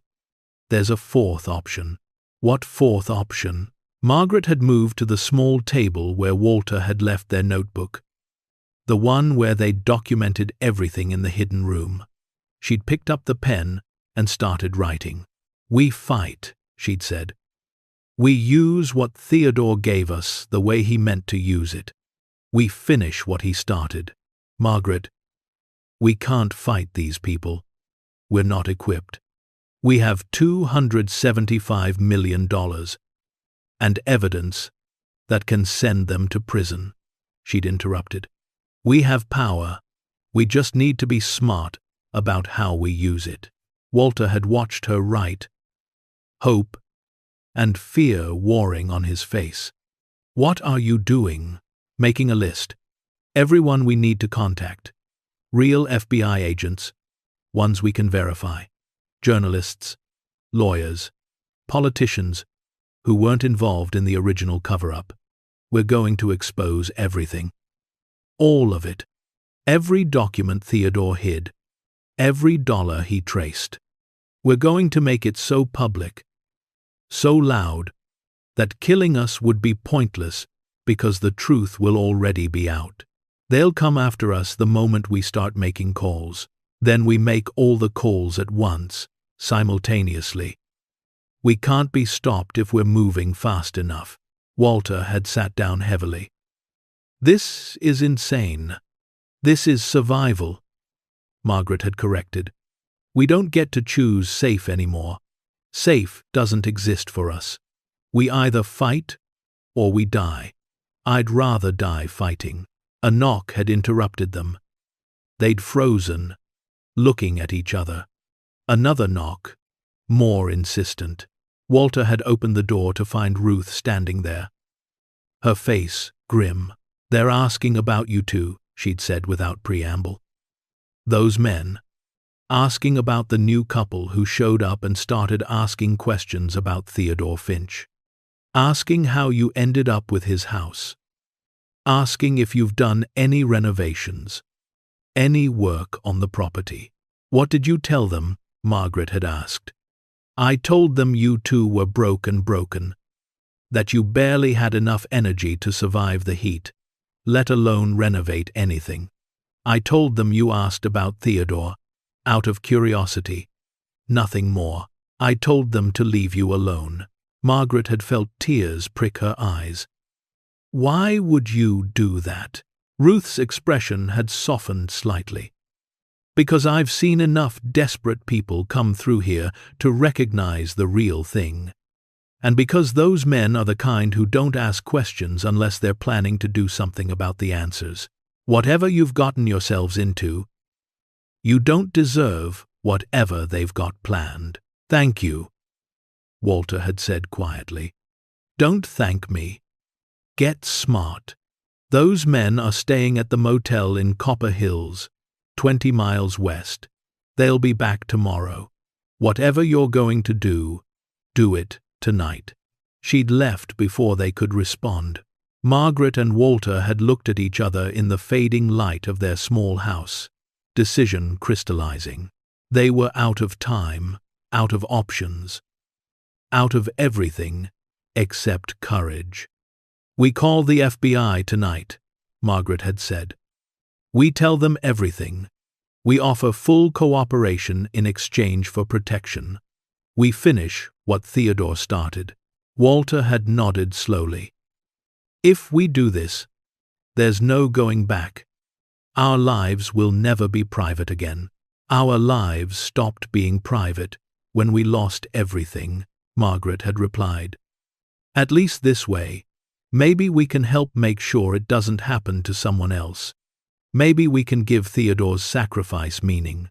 As the sun set over Dusty Springs and the desert cooled, and the stars began to emerge in their impossible numbers, Margaret and Walter prepared to do the hardest thing they'd ever done. Not survive, not endure, but fight. For themselves. For Theodore. For the truth.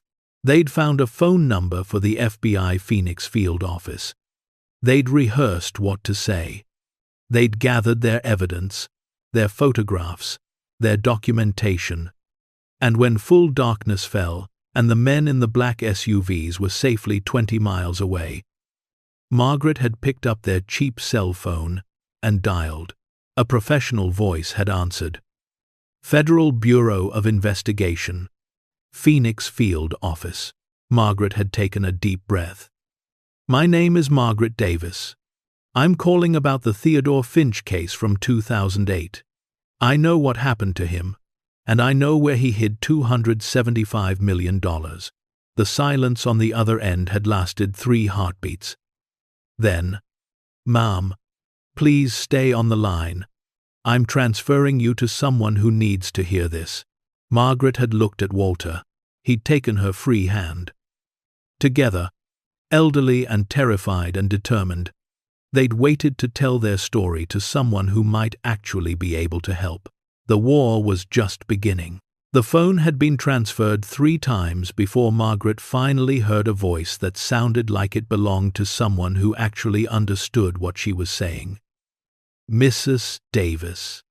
My name is Special Agent Raymond Porter. I'm with the Financial Crimes Unit. I need you to repeat what you just told the operator." Margaret's hands had been shaking so badly Walter had to steady the phone against her ear. "My name is Margaret Davis. My husband and I live in Dusty Springs, Arizona. We moved here 3 months ago through a church relocation program. The house we were given used to belong to Theodore Finch." There had been a sharp intake of breath on the other end. "Theodore Finch has been missing for 17 years. Mrs. Davis, what makes you think your house belonged to him?" "Because we found the room," Margaret had said simply. "The hidden room behind the bedroom wall. We found everything he took. The cash, the gold, the bonds, the documents. All of it. $275 million. Give. Or take." The silence that followed had been so complete Margaret had thought the call had dropped. Then Agent Porter's voice, very controlled, very careful. "Mrs. Davis, what you're describing would be evidence in a federal investigation. If this is some kind of hoax—" "It's not a hoax," Walter had interrupted, taking the phone from Margaret. "My name is Walter Davis. I'm a retired machinist. I spent 40 years measuring things down to the thousandth of an inch. I know how to count. I know what we found, and we need help, because there are men here looking for it, and we don't have much time." Agent Porter's tone had shifted. "What men? Are you in immediate danger?" 2 men in black SUVs showed up this afternoon, asking questions about Theodore Finch and our house. They didn't identify themselves as law enforcement. They offered money for information. They threatened us without making it sound like threats. They're staying in Copper Hills, but they'll be back tomorrow. "Describe them." Walter had described Jason and Marcus as best he could. When he'd finished, Porter had been quiet for a moment. "Mr. Davis, those men don't work for the FBI. Based on your description, they might be private investigators working for interested parties who'd rather this money stayed lost. You need to lock your doors, stay inside, and don't talk to anyone else tonight. I'm sending a team right now. They'll be there in 3 hours. How do we know we can trust you?" Margaret had asked, taking the phone back. "How do we know you're not part of whatever cover-up happened the first time?" It had been a fair question, and Porter had seemed to respect it. "You don't know. You're taking a leap of faith. But let me tell you something that might help. Theodore Finch was my case. I was a junior agent back in 2008, and his disappearance destroyed the biggest prosecution I'd ever worked on. It's haunted me for 17 years. If you really have what you say you have, if Theodore really hid evidence that can finally bring these people to justice, then I promise you on everything I hold sacred that I will protect you and I will see this through." His voice had broken slightly on the last words. Genuine emotion bleeding through professional composure. Margaret and Walter had looked at each other in their small house under the desert stars, making a decision that would change everything. 3 hours, Margaret had said. "We'll be waiting. $3. 3 hours. We'll be waiting." They'd spent those 3 hours in a state of suspended terror. Every sound outside made them jump. Every whisper of wind against the windows sounded like footsteps. They'd packed a small bag with essentials, not knowing if they'd be taken away immediately, not knowing if they'd ever see this house again. Walter had wanted to go into the hidden room one more time, but Margaret had stopped him. "We don't touch anything else. We let the FBI document everything exactly as Theodore left it. This is evidence now, not ours." At 11:47, exactly 2 hours and 53 minutes after the phone call, they'd heard the vehicles approaching. Not 2 this time, but 4.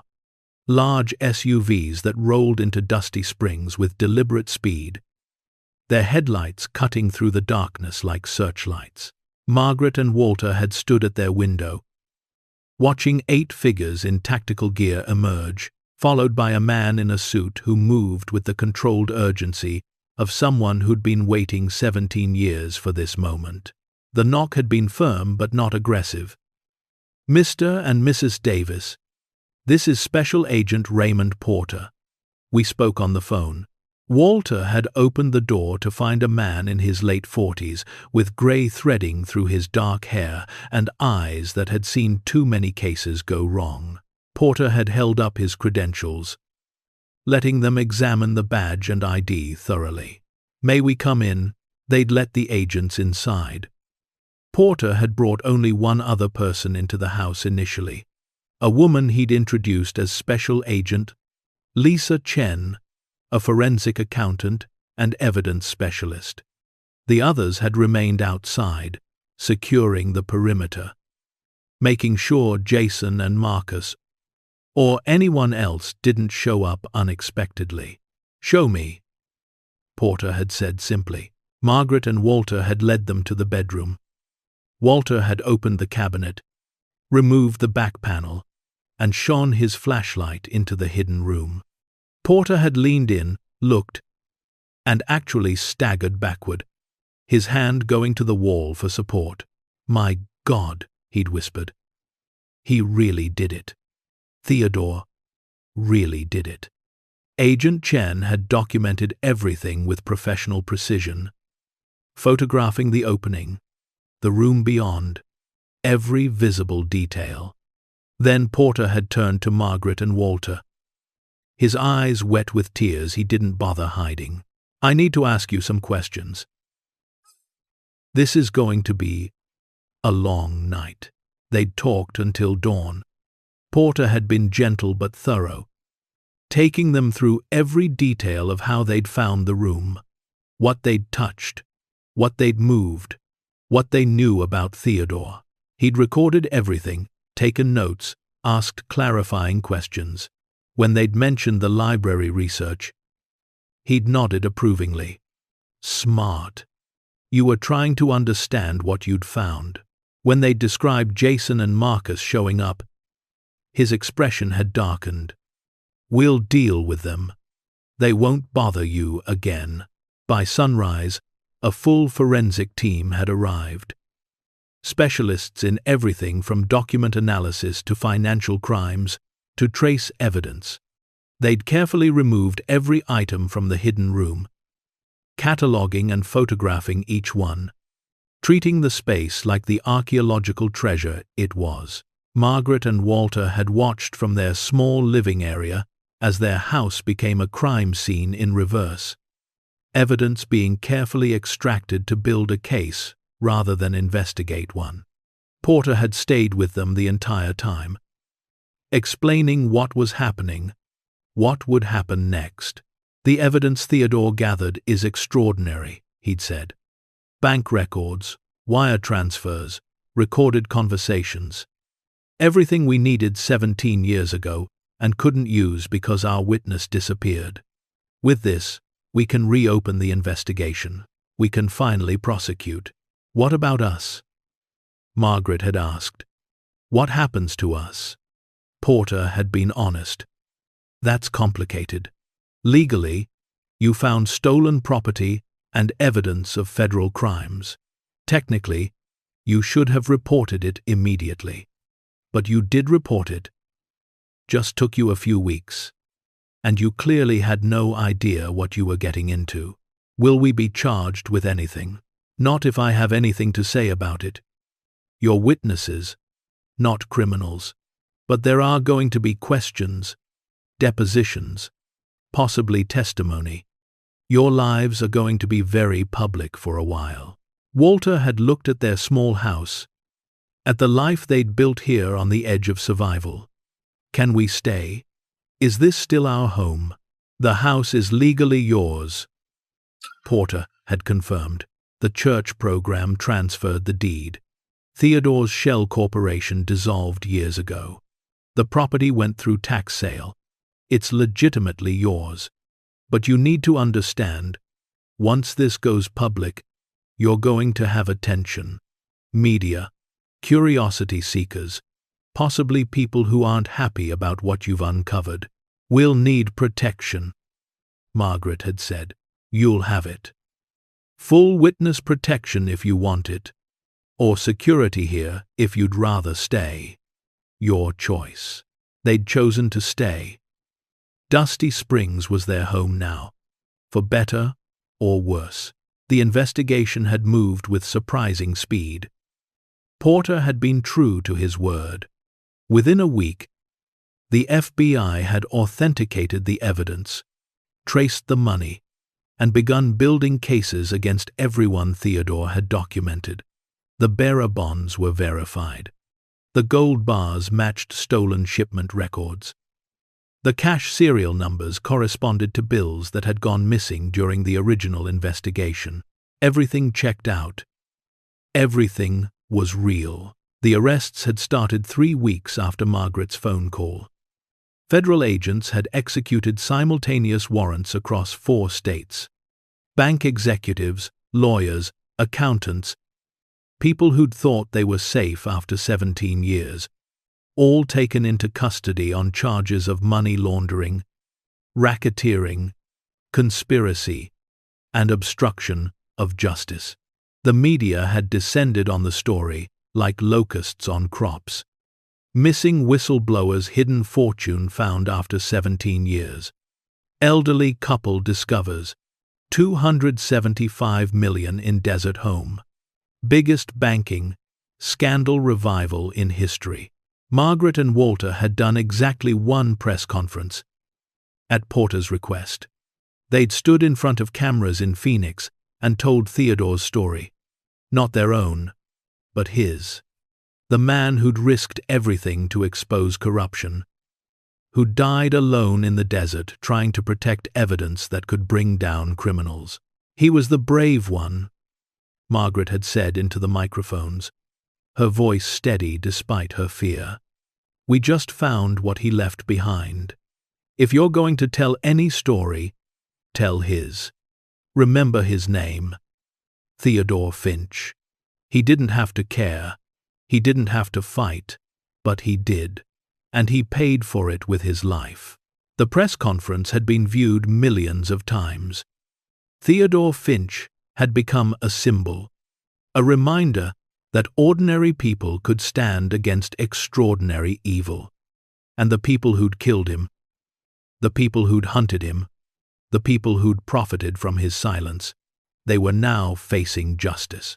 But there had been complications. Legal complications that Margaret and Walter hadn't anticipated. The money itself was evidence, yes, but it was also recovered assets. The government's position was clear. This was criminal proceeds that should be forfeited to the Treasury. Every dollar, every gold bar, every bond. Margaret and Walter would get nothing, except perhaps a small reward for their cooperation. That's when Ellen Rodriguez had entered their lives. Ellen was a federal whistleblower attorney who'd built her career protecting people who exposed wrongdoing. She'd contacted Margaret and Walter through Porter, offering to represent them pro bono. This is wrong, she'd told them at their first meeting. You two found evidence that had been lost for 17 years. You voluntarily reported it when you could have kept quiet. You're putting your lives at risk by testifying. Under the Whistleblower Protection Act and the Asset Forfeiture Reform Act, You're entitled to a substantial reward. How substantial? Walter had asked. 20 to 30% of recovered assets is standard in financial crime cases. You found $275 million. You should receive somewhere between $55 and $82 million. Margaret had actually laughed. The number was so absurd it didn't feel real. That's impossible. It's the law. Ellen had corrected. You're whistleblowers by extension of Theodore Finch's work. Without you, none of these prosecutions happen. The government knows it. They're just hoping you don't know it. The legal battle had taken 8 months. The government had fought every step, arguing that Margaret and Walter were merely finders, not whistleblowers. Ellen had fought back with case law, precedents, and righteous fury. The judge, a woman named Patricia Sandoval, who'd spent 30 years on the federal bench, had listened to weeks of arguments. Finally, she'd ruled from the bench, her voice carrying the weight of decades of wisdom. The court finds that Mr. and Mrs. Davis, through their actions, continued the whistleblowing mission begun by Theodore Finch. They could have kept silent. They could have attempted to use the money for themselves. They chose instead to bring it to light, to cooperate fully with federal investigators, to testify against dangerous individuals. This court will not allow them to be penalized for doing the right thing. She'd paused, looking directly at Margaret and Walter. The government should be ashamed for fighting this. These people lost everything to a healthcare system that bankrupted them, were reduced to homelessness in their 70s, and when they finally caught a break, they chose justice over personal gain. That deserves recognition, not litigation. The ruling had been clear. Margaret and Walter would receive $17 million, representing 6% of the recovered funds, per established whistleblower reward guidelines. Additionally, the property in Dusty Springs would be deeded to them outright, free and clear, in recognition of their service to justice. $17 million. The number had hit Margaret like a physical blow. They'd sat in the courtroom, holding hands, while Ellen explained what it meant. They'd never worry about money again, never fear medical bills, never face homelessness, never have to choose between food and medicine. They'd survived. Against every odd, despite every loss, they'd survived. But that night, lying in their bed in the small adobe house that had started everything, Margaret had turned to Walter in the darkness. We can't keep it all. Walter had been quiet for a moment. I was hoping you'd say that. Theodore gave his life for justice. The least we can do is use this money to help people like us, people who've fallen through the cracks. What are you thinking? Margaret had smiled in the darkness. I'm thinking about Dusty Springs, this town that took us in when nobody else would.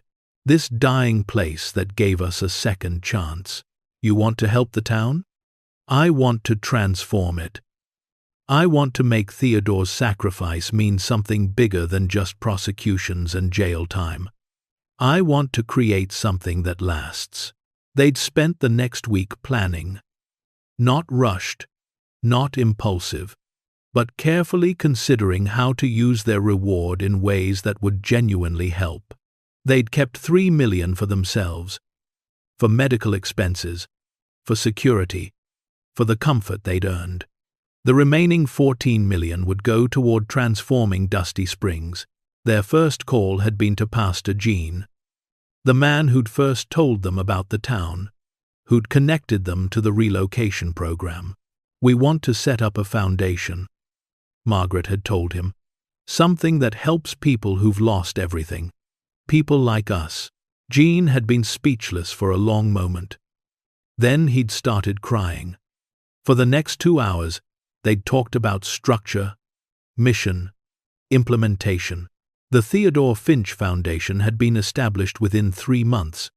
Its mission was simple: provide emergency housing, medical assistance, and basic support to elderly Americans who'd fallen through the cracks. People who'd lost homes to medical debt.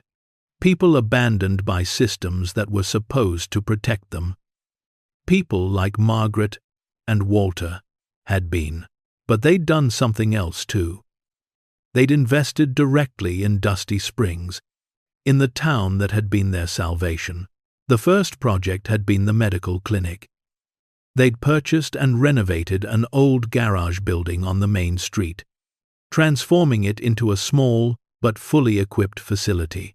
They'd recruited a nurse practitioner named Sarah, who'd been looking for meaningful work away from corporate medicine. They'd stocked it with supplies, equipment, and a commitment to serve anyone who walked through the door, regardless of ability to pay. The clinic had opened on a Saturday morning 9 months after they'd found the hidden room. Half the town had shown up. Ruth had baked cookies. Even the hermits who never left their houses had come to see what the fuss was about. Margaret had cut the ribbon, her hands steady now, her voice strong. This clinic exists because a man named Theodore Finch believed ordinary people deserved justice. Because he sacrificed everything to expose corruption. His legacy isn't just prosecutions. It's this. It's care. It's community. It's proof that good can come from tragedy if we choose to make it so. The water infrastructure project had come next. Dusty Springs had been operating on a failing system for decades, with contaminated wells and unreliable delivery. Margaret and Walter had funded a complete overhaul.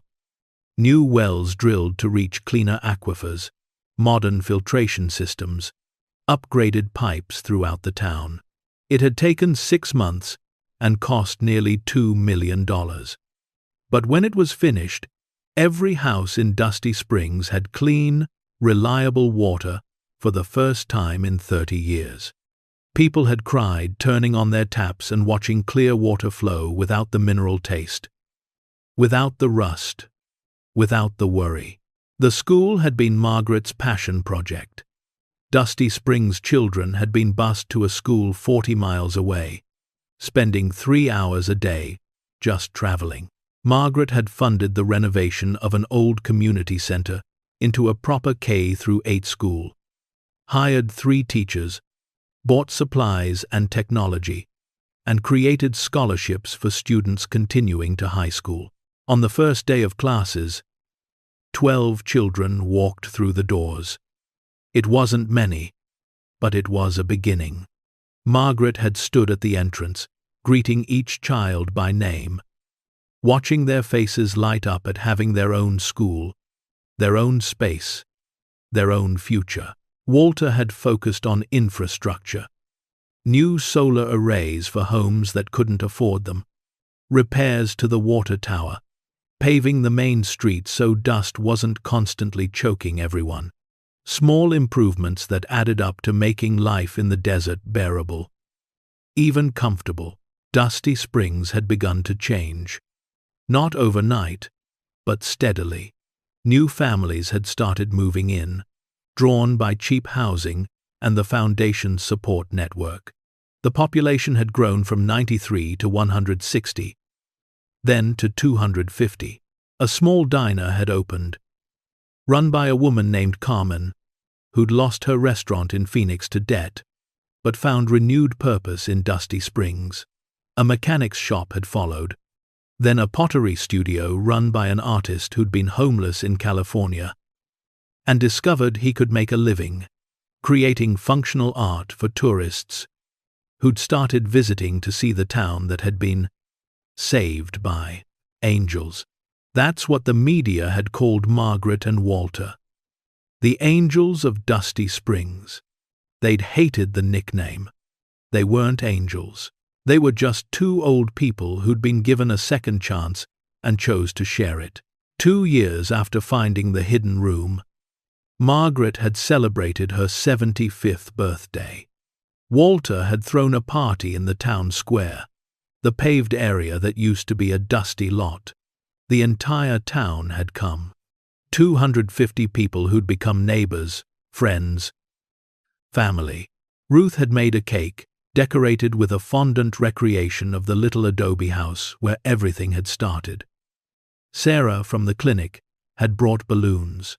Carmen had catered with proper food, not just canned soup and beans. As the sun had set and the desert had cooled and people had laughed and eaten and celebrated, Margaret had asked for attention. "I don't do speeches," she'd said, standing on a folding chair because she was too short to see over the crowd.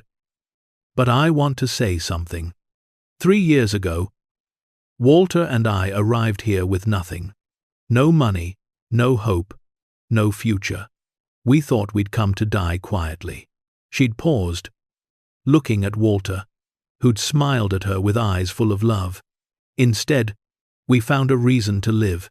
Not because of money, though that helped, but because of you people. Because of Theodore Finch's sacrifice. Because of the chance to matter in whatever time we have left." Her voice had cracked. "We all get lost sometimes. We all lose things we thought we couldn't live without. But we're not defined by what we lose. We're defined by what we do with what remains.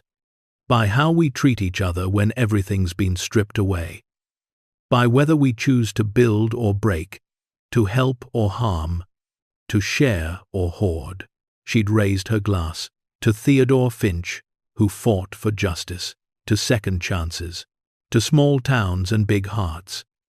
To all of us still here, still trying, still believing something better is possible." The crowd had cheered. People had risen to their feet. Somewhere in the back, Ruth had been crying, not bothering to hide it anymore. Margaret had climbed down from the chair into Walter's arms, and they danced slowly in the paved square, under string lights that hadn't existed 3 years ago, while the desert wind whispered around them, and the stars blazed overhead. That night, lying in their bedroom, the one with the cabinet that had changed everything, Margaret had thought about the journey that had brought them here, the medical bills that had destroyed them, the foreclosure, the truck behind the church, the heat and dust and desperate poverty of those early days in Dusty Springs, the terror of finding the hidden room, the fear when the men in black SUVs appeared, the courage it had taken to call the FBI, and now this. Comfort, security, purpose, community. "Do you think he knows?" she'd asked Walter in the darkness. "Theodore, do you think somehow he knows what we did with his legacy?" Walter had been quiet for a moment. "I think if there's anything after this life, any justice in the universe, then yes, he knows, and he's grateful." "Wall, I hope so," Margaret had whispered. "Because we're grateful to him, for being brave when it mattered, for caring when no one was watching, for leaving behind something that could save people like us used to be." Walter had corrected gently. "We're not desperate anymore. We're not forgotten. We're the people who help people like we used to be." Margaret had smiled in the darkness, reaching for his hand. The prosecutions had concluded after 3 years of trials. Every person Theodore had documented, every executive who'd laundered cartel money, every regulator who'd taken bribes, they'd all been convicted. Sentences ranging from 15 years to life imprisonment. The trials had been covered extensively. Theodore Finch's name repeated thousands of times. His sacrifice honored, his courage remembered. The final trial had ended on a Tuesday in October, exactly 18 years after Theodore had disappeared. Agent Porter had called Margaret and Walter with the news. "It's done," he'd said, his voice thick with emotion. "Every single person Theodore identified has been held accountable. Justice delayed, but not denied." "Thank you," Margaret had said, "for keeping your promise, for protecting us, for finishing what Theodore started. No, Porter had replied. Thank you. You didn't have to come forward. You could have walked away, but you didn't. You gave Theodore's sacrifice meaning. After they'd hung up, Margaret and Walter had driven out to the desert, to the spot where the FBI had found Theodore's remains. A simple marker had been placed there, funded by the foundation. With an inscription Margaret had written, Theodore Finch, whistleblower, hero, fighter for justice. You were not forgotten. Your sacrifice mattered. Your courage changed lives. Rest in peace knowing your mission was completed. They'd stood there in the late afternoon sun, two elderly people who'd stumbled into a dead man's fight and chosen to finish it. We did it, Margaret had whispered. Theodore, we did it. The wind had whispered through the scrub brush, carrying the scent of creosote and possibility. 3 years after finding the hidden room, Walter had died peacefully at age 78, in his sleep during a cool desert night. Margaret had found him in the morning, looking peaceful, a slight smile on his face. She'd held his hand and whispered, Thank you for 54 years. Thank you for every single day. His funeral had filled the new community center and spilled out into the street. The entire town had shut down. People had come from across the state, lives touched by the foundation, families helped by Theodore's legacy. Margaret had stood at the pulpit, dry-eyed and steady. Walter Davis was an ordinary man who did extraordinary things when circumstances demanded it. He didn't seek heroism. He didn't want fame. He just wanted to do right by people, to help where he could, to leave the world slightly better than he found it. She'd paused. He succeeded. Margaret had lived 4 more years after Walter's death. She'd spent those years expanding the foundation, writing letters to the people they'd helped, ensuring everything was structured to continue long after she was gone. The foundation now had a permanent endowment of $30 million, grown through careful investment, enough to help hundreds of people annually, forever. On her 82nd birthday, exactly 8 years after finding the hidden room, Margaret had returned to the little adobe house one final time. The foundation now owned it, using it as a training center for their housing program and a museum dedicated to Theodore Finch's legacy.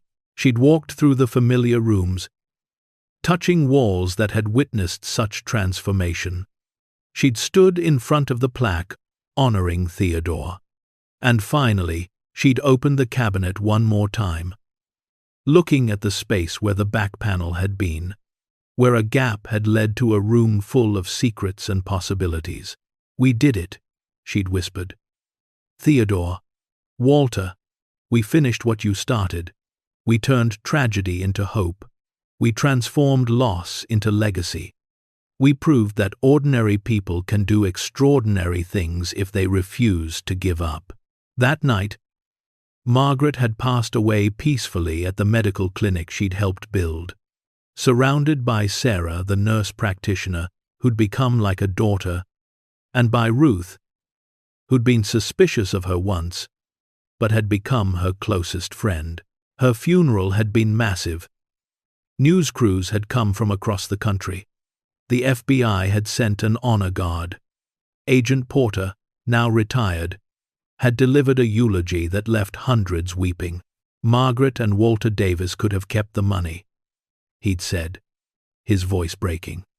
They could have disappeared, lived in luxury, focused only on themselves. Instead, they chose to honor a man they'd never met by continuing his mission of caring for others. They turned a hidden fortune into hope. They transformed a dying town into a thriving community. They proved that wealth isn't measured in dollars, but in lives touched, in problems solved, in futures secured. He'd paused, looking out at the crowd. They showed us that it's never too late to matter, never too late to fight, never too late to choose courage over comfort, justice over safety, purpose over survival. They were heroes not because they found money, but because they understood that money meant nothing unless it was used to help others. The Theodore Finch Foundation continued. Now with an endowment exceeding $50 million, it had housed over 700 families by the time of Margaret's death. It had expanded to provide not just housing, but medical assistance, job training, and educational support. It had inspired similar organizations across the country. Dusty Springs had become something remarkable. Population over 800 and growing. Real businesses, a proper school, a medical center, infrastructure that worked. But more than that, it had become a symbol of what was possible when people chose community over isolation, generosity over greed, hope over despair. The little adobe house was preserved exactly as it had been, hidden room and all. Visitors came from around the world to stand in the bedroom, to look through the cabinet opening, to see where two elderly people had discovered $275 million and chose justice over wealth. The exhibits told three stories. Theodore Finch, who'd risked everything to expose corruption. Margaret and Walter Davis, who'd finished his mission. And Dusty Springs itself, proof that dying places could be reborn, that forgotten people still mattered, that second chances were real if you were brave enough to take them. On the wall of the museum, next to photographs of all three heroes, hung a quote from Margaret's last interview, given 3 days before she died. People think wealth is about money. It's not. Wealth is about having more than you need so you can share with those who have less. Wealth is about using whatever you've been given, whether it's money or time or kindness, to make the world less cruel. We weren't wealthy when we arrived in Dusty Springs. We became wealthy when we realized the money wasn't ours to keep, it was ours to give. That's when we truly became rich. Anyone can find treasure. The real miracle is what you choose to do with it once you've found it. Whether you let it change you, or whether you use it to change the world. As the sun sets over the Sonoran Desert, painting the adobe walls of Dusty Springs in shades of gold and crimson, the legacy of three ordinary people continues to echo through lives transformed, futures secured, and hope restored. Theodore Finch, who refused to stay silent. Margaret and Walter Davis, who refused to stay small. They remind us that heroism isn't reserved for the young, the powerful, or the famous. Sometimes it shows up at 72 years old, bankrupt and homeless, in a crumbling house at the end of the world. Sometimes it looks like an elderly couple who'd lost everything choosing to give away millions. Sometimes it sounds like the laughter of children in a school that didn't exist, the relief of families receiving clean water, the gratitude of strangers finding shelter when they'd lost hope. Because the most powerful act any of us can perform isn't accumulating wealth or achieving success. It's using whatever we have, whatever we find, whatever time remains, to lift someone else up. That's the treasure that lasts. That's the fortune that matters. That's the legacy that never dies. The end. Up next, 2 more incredible true stories are waiting for you.